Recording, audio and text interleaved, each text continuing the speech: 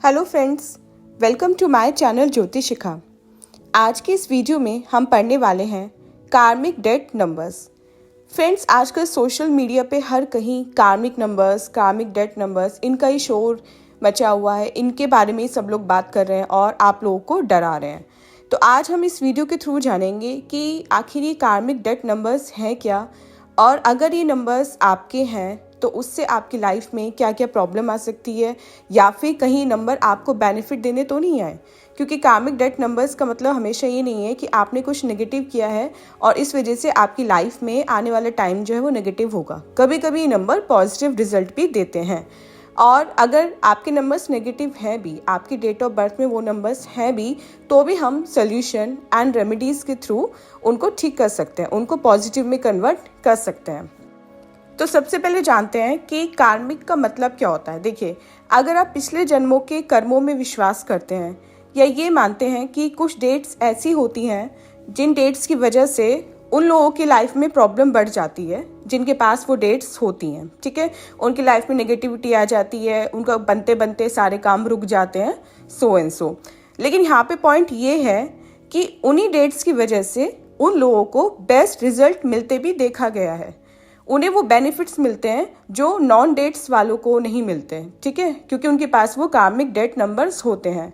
और हमें करना क्या है, बस हमें उन डेट्स को कैसे भी करके बैलेंस करना है, ठीक है। अब वो बैलेंस कैसे होगा, वो नंबर पॉजिटिव कैसे होंगे, सॉल्यूशन और रेमेडीज़ के थ्रू, जैसे कि मैंने आपको वीडियो के स्टार्टिंग में बताया था। तो अगर आप भी इन डेट्स पर पैदा हुए हैं तो भी आपको आगे बढ़ने से, सक्सेसफुल होने से कोई नहीं रोक पाएगा। तो इसलिए जो यूट्यूबर्स हैं, न्यूमरोलॉजिस्ट, एस्ट्रोलॉजिस्ट, आजकल जो भ्रम पैदा कर रहे हैं सबके माइंड में, सबको डरा रहे हैं, सबको इल्यूजन में रखा हुआ है कि अरे आपके पास तो कार्मिक डेट नंबर्स हैं, अब आपका क्या होगा। तो ऐसा कुछ नहीं है।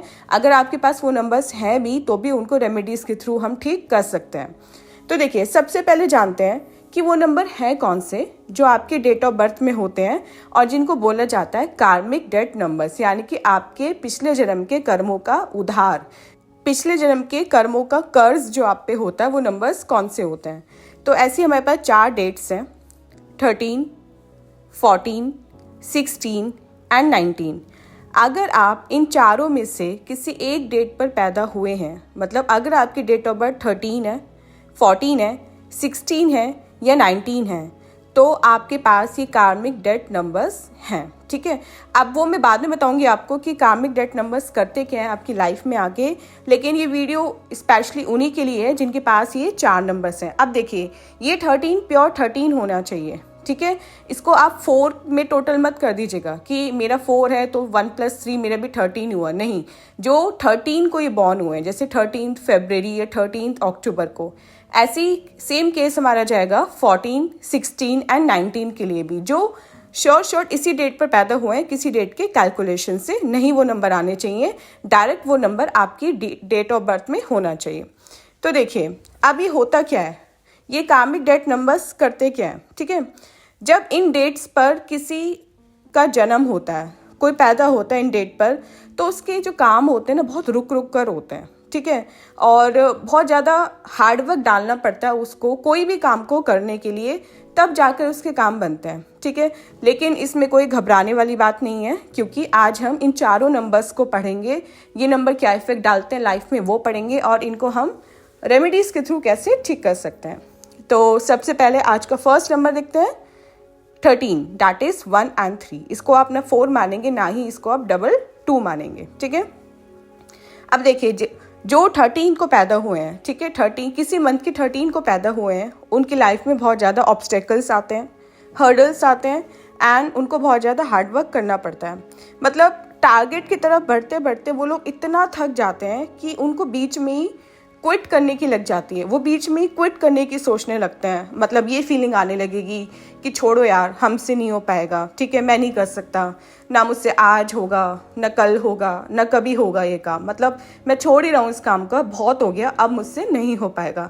और उनकी लाइफ में ना नेगेटिवनेस और लेजीनेस आ जाएगी, मतलब इतना थक जाएंगे वो अपने गोल को अचीव करने में कि एक मोमेंट ऐसा आएगा उनकी लाइफ में कि वो उस काम को बीच में छोड़ने की सोचेंगे।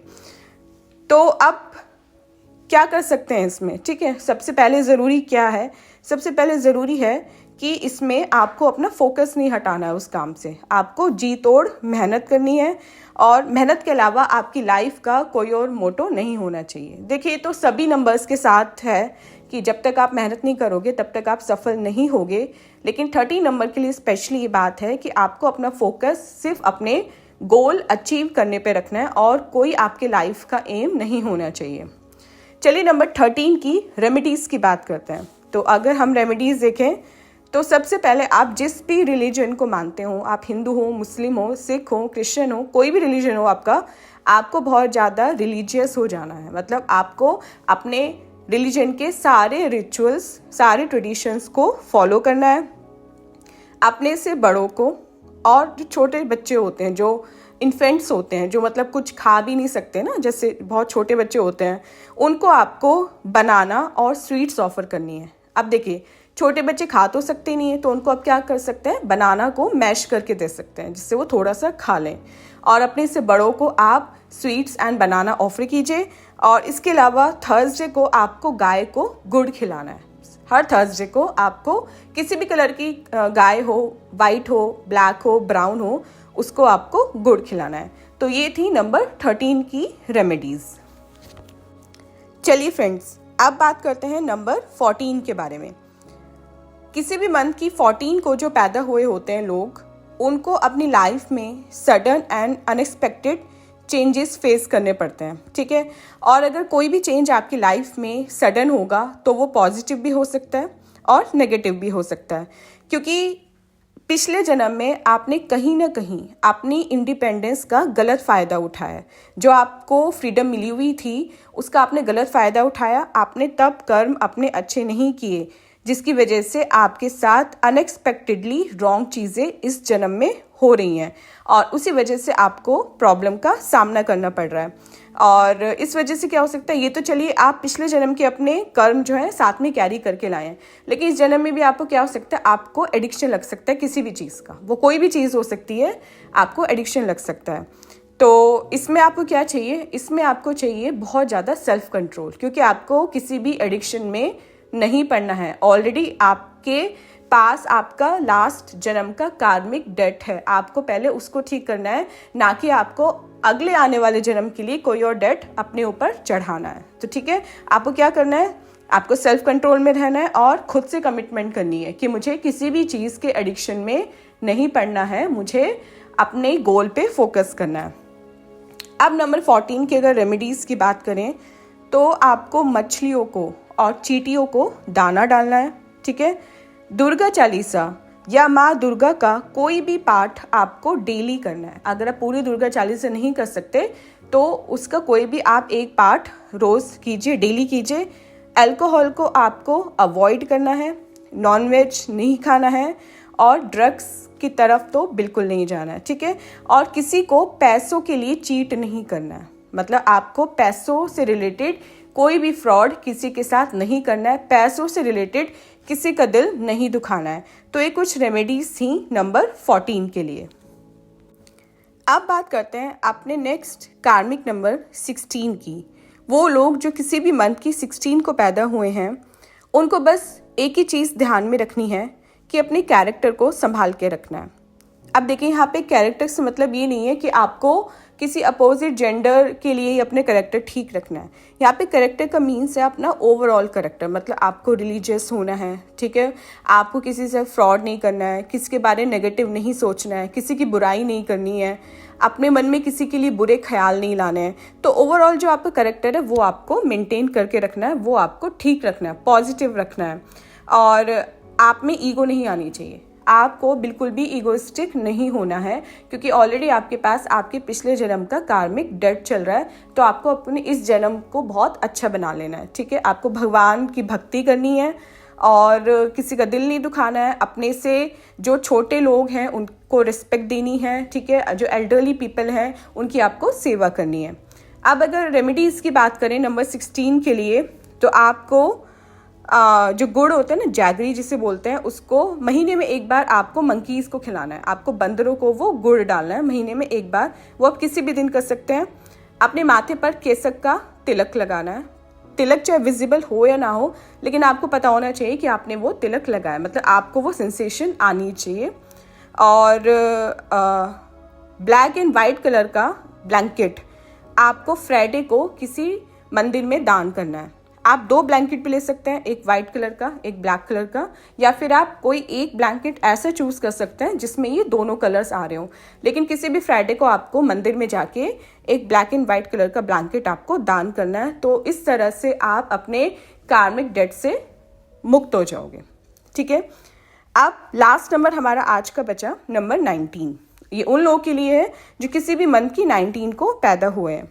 अब इनकी खासियत क्या है, इनकी कैरेक्टरिस्टिक ये है कि दूसरों की एडवाइस को बिल्कुल नहीं मानते, हमेशा अपनी अपनी चलाते हैं। मतलब इनके लिए दूसरे की पर्सनालिटी कोई मायने नहीं रखती, मतलब वो है या नहीं है इनको कोई फ़र्क नहीं पड़ता उस चीज़ से।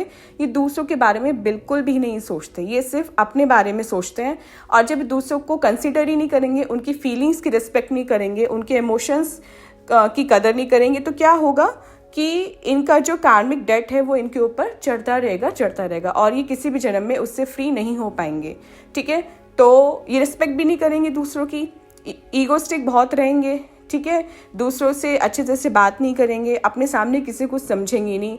ओवरऑल आप बोल सकते हैं कि ये सुपीरियर बहुत ज़्यादा फील करता है खुद को, और इनमें हद से ज़्यादा सुपीरियरिटी कॉम्प्लेक्स होता है। ठीक है, अब अगर नंबर 19 की रेमेडीज़ की बात करें तो सबसे पहले आपको क्या करना है, आपको अपने फादर जैसा कोई और, जिसे हम फादर फिगर बोलते हैं, अपनी कंट्री के प्राइम मिनिस्टर, अपनी कंट्री के प्रेसिडेंट की रिस्पेक्ट करनी है। कुछ लोग ऐसे होते हैं ना कि प्राइम मिनिस्टर और प्रेसिडेंट को गालियाँ देते हैं या उल्टी सीधी बातें करते हैं उनके बारे में। ठीक है, लेकिन आपको ऐसा नहीं करना है। स्पेशली नंबर 19 लोगों को आपको अपने से बड़ों को, अपने फादर को, फादर फिगर को और कंट्री के जो हेड हैं उनको रिस्पेक्ट देनी है। अपनी ईगो को कंट्रोल में रखना है। ठीक है, आपको अपनी ईगो नहीं जतानी है, आपको एक लो लेवल पे अपनी प्रोफाइल को लाना है और वहाँ से काम करना है, झुक के चलना है। आपको सबके साथ आपको कोऑपरेट करना है, कोऑर्डिनेशन में रहना है। अपने जो टैक्सेस हैं, जो गवर्नमेंट रिलेटेड टैक्सेस हैं, वो आपको ऑनेस्टली पे करने हैं, उसमें आपको कोई भी फ्रॉड नहीं करना है, कोई भी टैक्स आपको बचाना नहीं है। ठीक है, रात को सोने से पहले आपको डेली अपने टीथ को ब्रश करना है, आप बिना ब्रश के नहीं सोएंगे अपने टीथ को। और अगर आपके आसपास कुछ ऐसे लोग हैं जिनको मेडिसिन की नीड है तो आप उनको मेडिसिन प्रोवाइड कराएंगे। ठीक है, तो ये थी नंबर 19 की रेमेडी। सो फ्रेंड्स, ये थी हमारी आज की वीडियो। आई होप आपको वीडियो इंटरेस्टिंग लगी होगी एंड ये आप उन लोगों के साथ ज़रूर शेयर करेंगे जो इन कार्मिक डेट्स के साथ पैदा हुए हैं, जिनकी डेट ऑफ बर्थ 13, 14, 16 या 19 है। तो अगर आपके फ्रेंड्स या फैमिली में कुछ ऐसे लोग हैं तो उनके साथ वीडियो को ज़रूर शेयर कीजिएगा। एंड आई होप आपको वीडियो अच्छी लगी होगी। चैनल को सब्सक्राइब करना मत भूलिएगा, वीडियो को लाइक ज़रूर कीजिएगा। मिलते हैं अपनी नेक्स्ट वीडियो के साथ। Thank you so much.